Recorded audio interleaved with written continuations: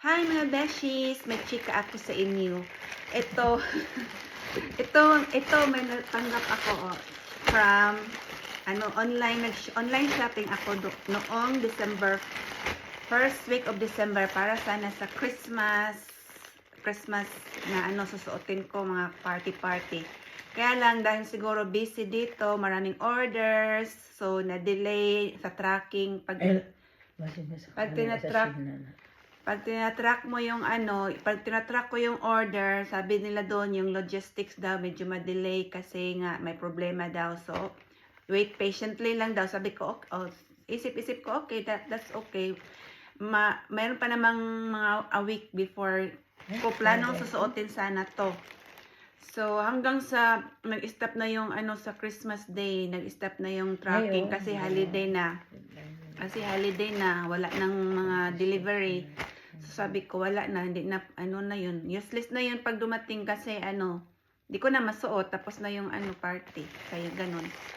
So, walang tracking until January 1st, first week sa January, sabi, dumating na daw yung order ko. Ito daw sa, dito sa Ireland, dumating na daw. Kaya lang yung magde-deliver, may problema. So, pinapili ako, i-refund ko ba daw or hintayin ko pa rin patiently.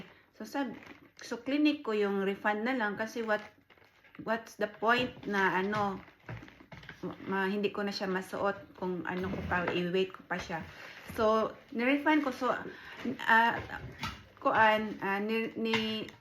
ni-refund na nila ako kaagad-agad, mga ilang minutes lang pag-select ko ng refund. So ilang Sala na naman kasi din. Bumalik na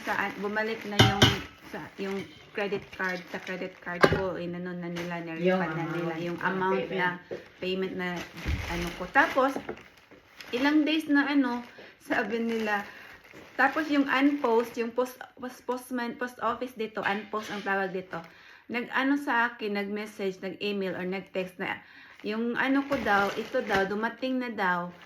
Tapos, i-deliver the next day. Sabi ko, bakit ganun? So, bahala kayo kung i-deliver nyo, na-refundan nyo na ako eh. So, yun. Kaya, ito na nga, natanggap ko na, dineliver talaga nila, nirefundan pa nila ako, na-deliver pa to. So, ibig sabihin, libre na to. So, kaya, ayun, hindi ko siya binuksan, mga ilang, mga ilang 1 week na ata to dito, hindi ko pa to nabuksan kasi nga baka mayroong message ang in-orderan ko na website. Wala naman silang message, yung unpost din wala ding message. So